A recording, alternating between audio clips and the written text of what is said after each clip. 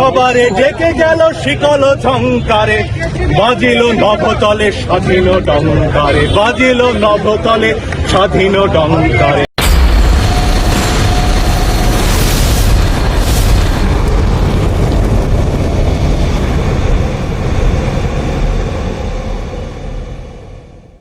আসসালামু আলাইকুম, সকলকে প্রীতি ও শুভেচ্ছা জানিয়ে শুরু করছি আজকের ভিডিওটি।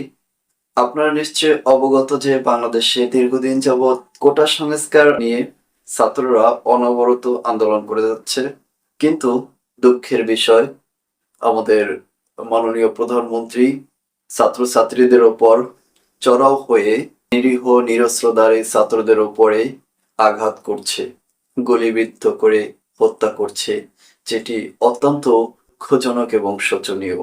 এবার আমাদের ছাত্র ভাই বোনদের পাশে দাঁড়িয়েছেন বাংলাদেশের সকল আইনজীবীরা।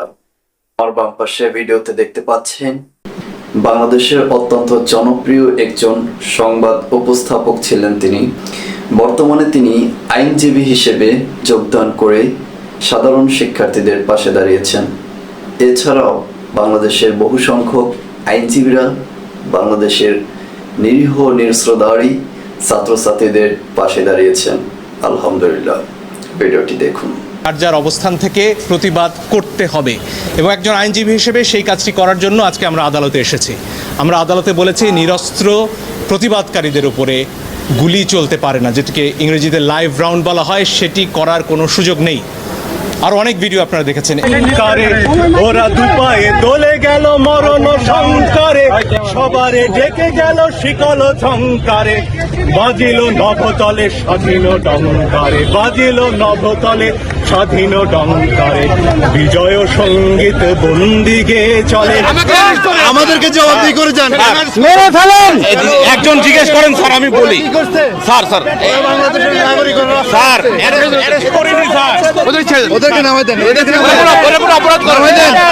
এই সুপ্রিম কোর্টের সামনে। আমি আশা করতে পারি বাংলাদেশের ছাত্রছাত্রীদের বিজয় অর্জন হবে ইনশাআল্লাহ, যেহেতু বাংলাদেশের প্রত্যেকটা মানুষ আজ ছাত্রছাত্রীদের পক্ষে আছেন, ন্যায়ের পক্ষে আছেন, অন্যায়ের বিরুদ্ধে সচেতন আছেন।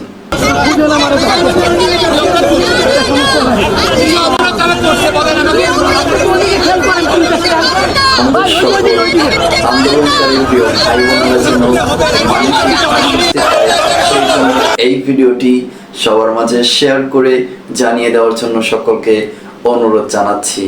প্লিজ ভিডিওটি শেয়ার করে দিন এবং আমার চ্যানেলে আপনি নতুন হয়ে থাকলে চ্যানেলটি সাবস্ক্রাইব করে রাখুন। যারা অলরেডি সাবস্ক্রাইব করে ফেলেছেন তাদেরকে অসংখ্য ধন্যবাদ।